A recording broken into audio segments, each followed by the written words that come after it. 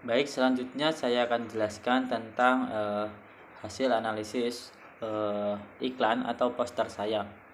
Gambar posternya ada di sini ya. Kemudian dari gambar poster tersebut kita dapat menganalisis maksud dari setiap bagian gambar tersebut. Yang pertama, kita dapat melihat maksud utama pada iklan atau gambar di atas, yaitu tentang perintah tidak membuang sampah di laut, yaitu dengan terdapat tulisan stop bombing us, yang artinya berhenti mengebom kami. Pada tulisan itu ditulis lebih besar. Kenapa? Karena menurut saya itu adalah maksud dari dibuatnya iklan tersebut. Jadi misalkan kata tersebut dituliskan kecil atau akan kurang efektif, karena itu adalah sebuah inti dari sebuah gambar atau iklan tersebut. Kemudian kita dapat melihat font yang digunakan berdasarkan yang saya cari itu adalah Liberator, berwarna putih, abu-abu, dan dapat outline coklat. Kemudian terdapat 3 garis yang berwarna sama, bermakna stop atau berhenti. Warna putih memberi makna kesadaran, abu-abu bermakna netral. Jadi tulisan itu mengajak agar semua siapapun itu, baik orang besar ataupun orang kecil, untuk sadar membuang sampah di tempatnya, jangan membuang sembarangan karena dapat membahayakan habitat hewan yang hidup di sana. Selanjutnya di bawahnya terdapat kata penjelas, yaitu every year 1,5 juta fish and tortoises die from plastic debris in the sea, yang artinya adalah setiap tahun 1,5 juta burung, ikan, dan kura-kura mati karena sampah plastik di laut. Menurut saya tulisan itu benar dengan ukuran yang agak kecil karena merupakan kata penjelas dari kata inti pada iklan ini. Menurut pencarian saya, kata tersebut menggunakan font Chungfi Viv berwarna putih, memiliki arti yang sama dengan kesadaran. Di bawahnya terdapat kata yang artinya perdamaian hijau, berarti pembuat ingin terjadinya sebuah perdamaian gitu ya. Kemudian terdapat seperti gambar pintu pesawat yang terbuka pada saat di udara. Kemudian terdapat botol sampah plastik yang dibuang ke sebuah lautan, agar yang melihat seolah-olah itu berpikir atau memiliki gambaran iklan tersebut bahwa memberitahukan membuang sampah. Lalu mengapa gambar tersebut hanya satu padahal banyak sampah plastik? Mengapa hanya satu yang digambarkan? Menurut saya gambar sampah, jika diberi banyak gambar dan macam-macam sampah akan kurang bagus gitu ya, dan tidak efektif karena berlebihan.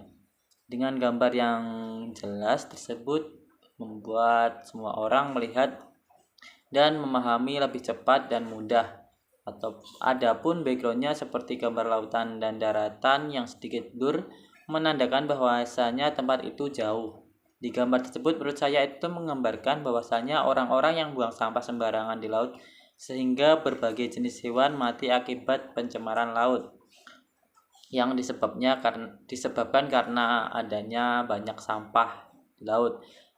Kenapa burung juga ikut mati? Karena ada beberapa burung yang juga itu memakan ikan. Karena ikan yang dia makan banyak yang mati, sehingga burung tersebut ikut mati. Maka kita sebagai makhluk bumi, kita harus menjaga lingkungan sekitar kita agar tidak terjadi hal-hal yang buruk. Selanjutnya yaitu menganalisis dari film Coin Operated, yaitu di scan 1 di awal video kita dapat melihat dengan sebuah roket yang terbang di langit. Selanjutnya terdapat adegan anak kecil yang berjalan bersama ibunya dan dia memainkan sebuah roket. Tampak anak kecil itu begitu senang dan bahagia sekali. Menurut peneliti saya, Pada tahap perkembangan anak pasti suka dengan bermain, mencari hal-hal yang baru kemudian dijadikan sebuah imajinasi. Maknanya adalah dari sebuah imajinasi atau khayalan akan menjadi sebuah keinginan yang pastinya keinginan tersebut ingin dicapai. Di scan 2 terlihat sebuah mainan roket yang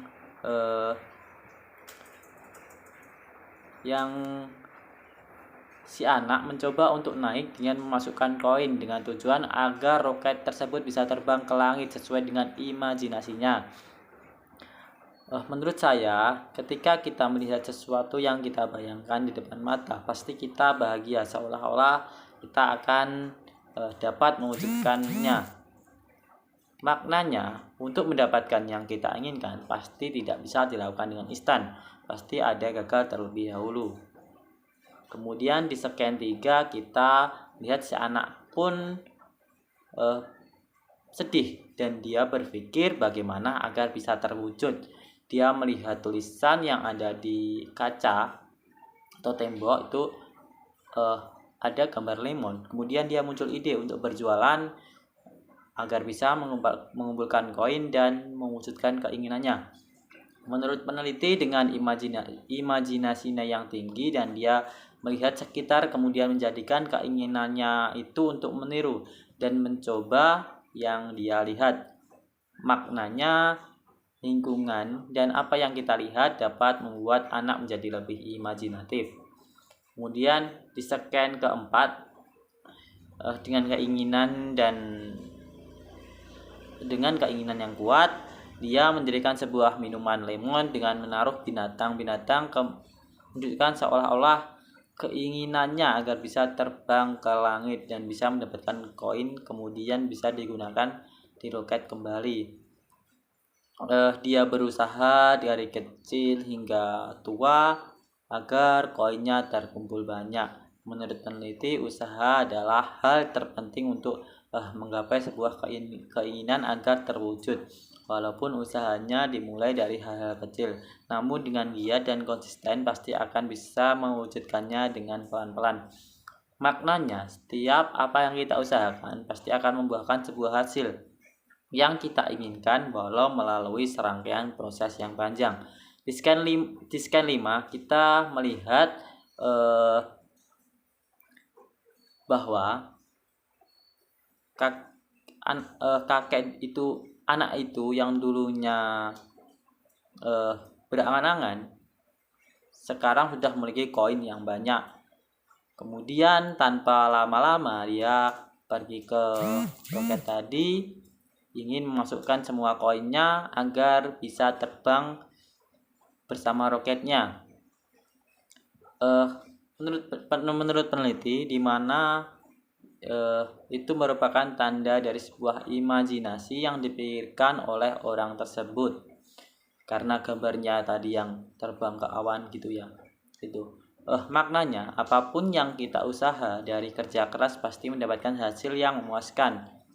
Dari film ini kita simpulkan bahwa terdapat sebuah tanda yang terdapat dalam film ini memuat jalannya cerita tersebut agar penonton dapat memahami cerita tanpa adanya dialog tokoh dalam film ini. Jadi film ini tidak ada dialognya, hanya sebuah film yang menceritakan setiap hari-harinya gitu ya. Jadi filmnya dibuat agar jelas tanpa perlu dialog. Baik, yang terakhir saya akan menjelaskan tentang analisis relief candi, yaitu Candi Penataran. Candi Penataran, sini ya candinya.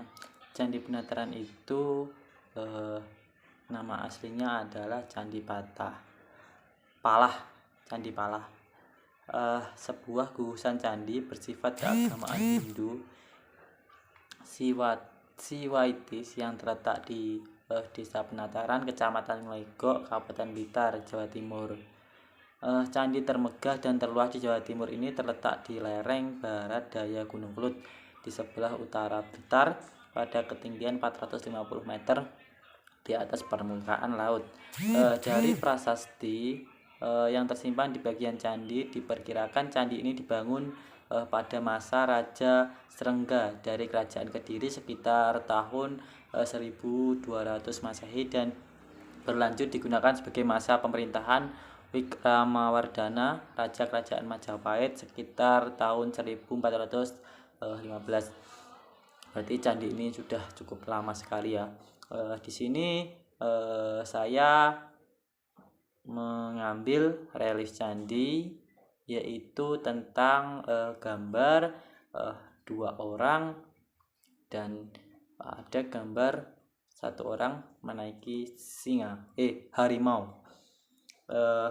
Menurut saya, dari pengetahuan saya, di gambar relief itu menjelaskan bahwa ada kisah dua orang yang satu kurus dan satu gemuk. Kemudian ada salah satu dewa yang menyamar menjadi harimau dan ingin memangsa salah satu orang itu. Tujuannya apa? Untuk menguji mereka. Si kurus itu bilang bahwa jangan makan saya, tubuh saya ini kecil, dagingnya sedikit, makan saja dia. Lalu yang gemuk itu bilang, makan saja aku banyak dagingnya. Karena kebaikan yang gemuk dan yang gemuk tadi ikhlas, akhirnya dia yang lulus dari ujian dewa itu dan dia hidup di surga. Begitu ceritanya. Dan masih ada kisah-kisah lainnya karena di Candi Penataran itu besar dan banyak sekali relief-relief, jadi banyak sekali menceritakan kisah-kisah dahulu-dahulu dewa-dewa gitu. Dari kisah tersebut kita bisa ambil hikmahnya bahwasanya jika kita berani mengorbankan sesuatu itu dengan ikhlas, maka akan mendapatkan balasan yang setimpal. Sekian yang bisa saya sampaikan. Bila ada kurang lebihnya saya mohon maaf yang sebesar-besarnya. Wassalamualaikum warahmatullahi wabarakatuh.